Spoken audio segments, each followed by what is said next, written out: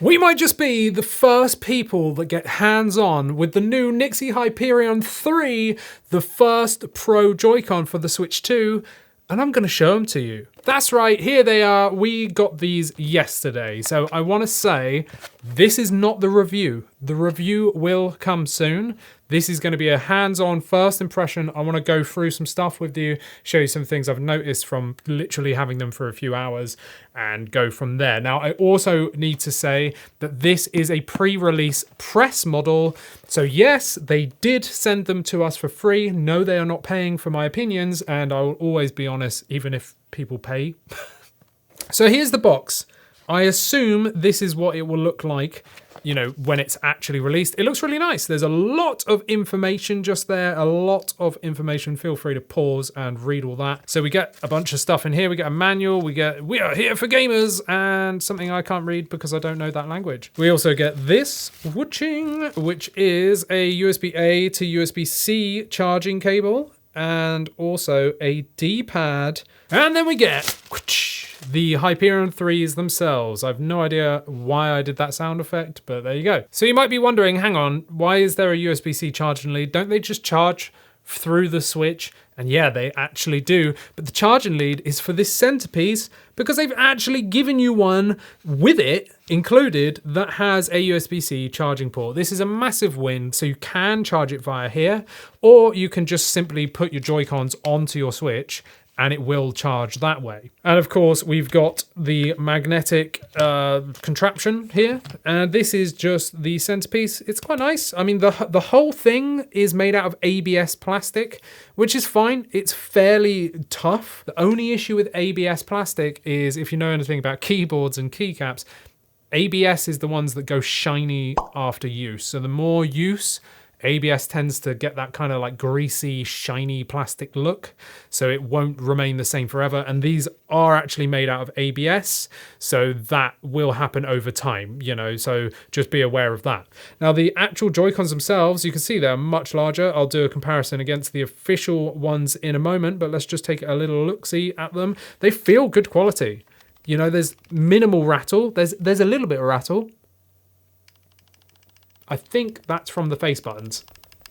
This side, no rattle. So yeah, pretty well constructed there.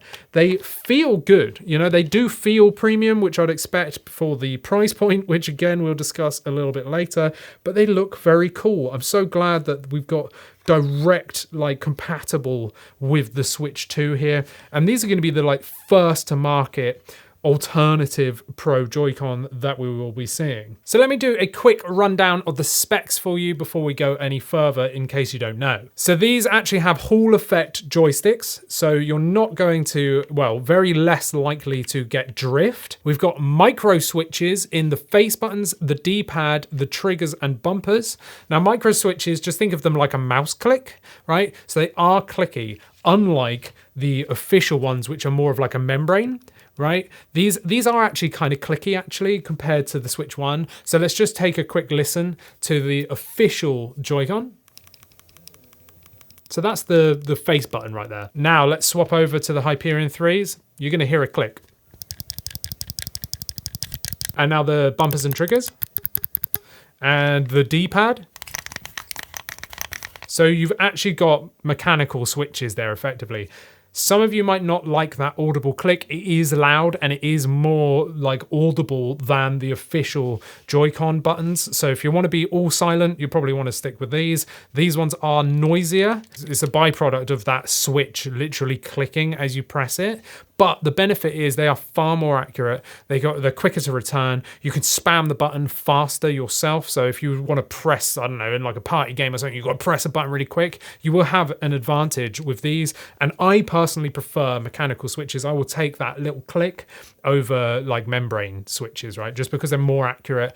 I just prefer them. We actually get full 9-axis gyro, which the Switch 2, you know, brought into play with the Pro 2 Joy-Cons there, because the Switch 1 only had 6-axis gyro and it used to like drift over time. So if you were playing something that required motion, you kept having to recenter it. So pressing a button to like bring the camera back. 9-axis gyro actually sorts that out, like it makes it better. And these actually have 9-axis gyro. So that's a massive win right there. We can, of course, attach these and use them on. I'll show you all that in a minute. And you can use them wirelessly, as you can see just here. These actually support switch 2 wake up. So let's just show you that, shall we? So let's turn off the switch. So let it power down and it's like, oh look, I'm in sleep mode, right?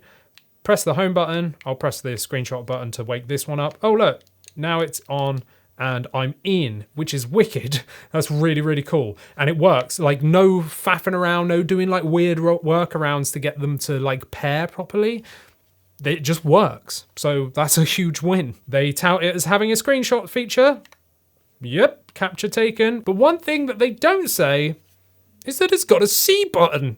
I don't know why they don't like tout this more. So on third-party Pro controllers, I've noticed when you have a C button, it's doing a macro. So when you press the C button, you'll like physically see the screen go like this, go like that, and then go down, and then open chat. That ain't a chat button. That is like a macro to get it to work. But the Hyperion 3 actually have a chat button. I was really surprised by this. So I'm in the game, right? I'm going to press C button. Boom. Straight into game chat. No like janking around, no messing about. It just works. I don't know why they've not touted that as being a bigger feature on the website and part of the feature set. They don't even list this on the website currently, at the time of filming at least. This is a big feature, NYXI. Just say that it's got an actual chat button. So I'm actually kind of impressed by that because I wasn't expecting that to work straight away like that. I was expecting a macro. It's not. So big win. We also have turbo. So let me just demonstrate that for you. So you can see now I'm shooting Samus's like beam arm cannon, right? If I do T and that, I can press and hold. Do you see this light flashing?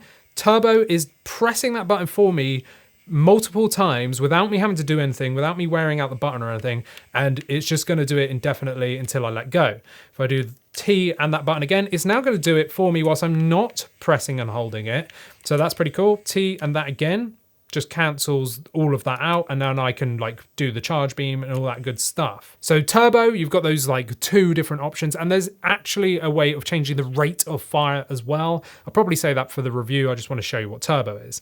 Now these as well have back pedals, woohoo! But there is one thing to note, these do not act as official Pro 2 controller like back pedals. So if you've got a Pro 2 controller, you know you can press the home button, go down, and then assign them via this, and it saves per game profile.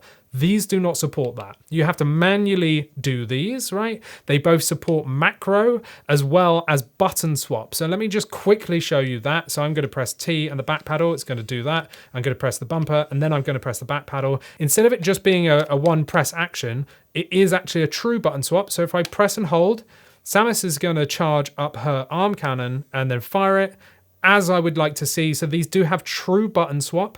That is absolutely excellent. Let me just demonstrate the macro very quickly for you. Macro, if you don't know, is you can assign a series of commands to one button, right? So I'm going to press the T button, the back pedal. I'm going to do like scan virus, scan visor. I'm going to jump, I'm going to shoot some stuff, rocket launcher, back pedal again. Now I'm going to press it and it's going to do that action for me and then do it once and then stop. That's it. Now, unfortunately, you cannot program turbo to that, so you can't loop it indefinitely. It's just going to play it around once. And finally, we can adjust the RGB LEDs as well. So I'm going to press T and plus. You can see now the RGB LED ring has like cycled around, and you can change this for like different colors and stuff. So now if I press T and double click the stick, I can turn off all the RGB LEDs. So that's a quick rundown of the specs and the features. Let's take a closer look at them against like the actual Joy-Con, shall we? So here is the right Joy-Con with the right Hyperion 3, and you can see straight away how much of a difference there is in terms of how much wider it is to the side, which will give you a much better ergonomic grip on the actual joystick, right? Because up and down here, you can't really, you get like a crampy hold like this, whereas with this one, you know, you're holding it, your thumb naturally rests on that joystick. Really, really cool. It's super wide, unlike the actual Joy-Con. So again, it feels like you're holding an actual controller rather than this very weird, slightly awkward, crampy thing. So that's the side profile just there. The back profile, you can also see the back paddle just there. And you can see this has got quite aggressive grip styling on it, so there is quite a bit of grip etched into it. We've still got the remover so that you can remove the Joy-Con from the system. Bottom of it then, we do have a USB-C port on the base of the Hyperion 3 just there. We've also got the tops just there, so you can see the triggers and the bumpers are much larger. And you can see they've also increased the size of the face buttons and of course added the T button, which is how we do all of the extra features effectively. But you can also see we've now got a D-pad. So we've got a dome dish D-pad, another T button as well for all the features on this side. But that dome dish D-pad, whilst it is a mechanical input, right, micro switch input, we can remove this. So this dome is quite harsh, it's quite concave, so we can literally just pull this out, get the other one which isn't as harsh, which isn't as concave, and I much prefer this styling because it's just not as aggressive. I just prefer the sort of classic D-pad look, so really cool that they've included that. And just to show you what the Switch 2 looks like with these ones attached, there we go. So yeah, nice and thin. Again, a little bit crampy and awkward to hold this. You often have to put your pinkies underneath. And we could pop these on. So boom, they just slide on like so. And there we have it.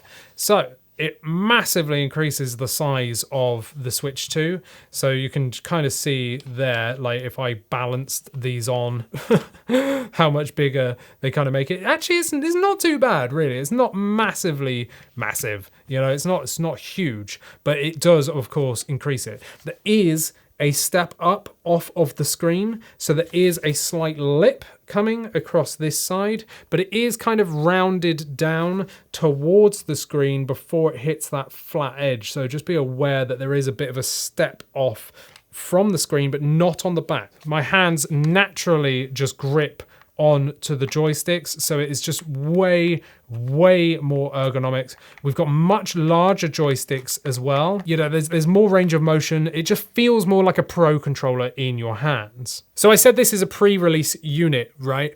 And I'm hoping that this is just an issue with the pre-release units, but I have found an issue with the joysticks. We're gonna tell NYXI and let them know, hey, look, we found this.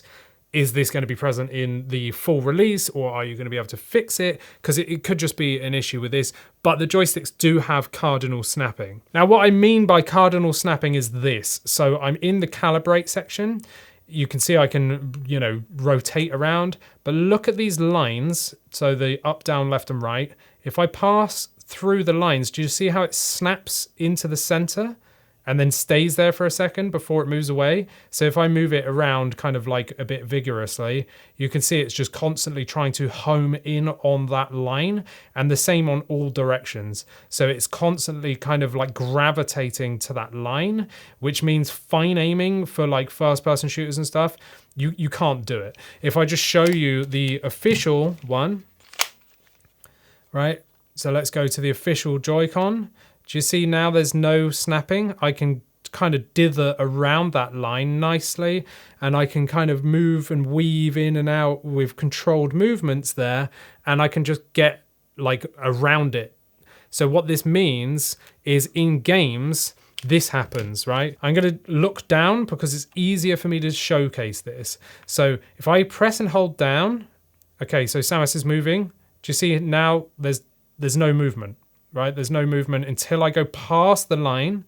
Now there's movement, snaps in, now movement. So let's just follow that nice and slowly. Snap, unsnap, snap, unsnap. So there's like a period of like almost no movement because it's actually just snapped to that line until I go far enough away from it that it then wants to move away. So let me just show you that again with the official Joy-Con. So I'm going to press down, and you see how doesn't matter where I am, Samus is moving continuously. There's no like snap point. Obviously when I get to the absolute peak down, then Samus just looks down. But if I just do this, there's a continuation, there's a continuous movement. There's no snapping point. So it's continuously moving, no snap, just moving around. Again, straight back into these ones, right? Snap, no movement, no movement, no movement, now movement. So it's almost like a dead zone where there's just no movement on all axes there. So on up, down, left and right, basically. That is a big issue, in my opinion. We're going to tell NYXI, hopefully they fix this for the official release, because like I said, these are actually like early test units, as can be found by this, which says RZ instead of ZR. So now I just want to talk about the price. So the official RRP on their website is $170. That is absolutely madness, but don't worry, they're on sale for $128. But don't worry again, because if you use our code 128KB, then you get another 25% off, which brings them down to $96. It's still a lot. In UK monies, let's talk about that. So £125 full price, so RRP, they're currently on sale for £94. But if you use our discount code 128KB, then you'll get them for £70. It's still a lot of money. £70 is still a lot of money. Got to bear in mind, this is not my full review, but I'm just going to say straight up, there's no mouse mode. So there is no mouse mode. It's just filled, right? So no mouse mode. There's no HD rumble.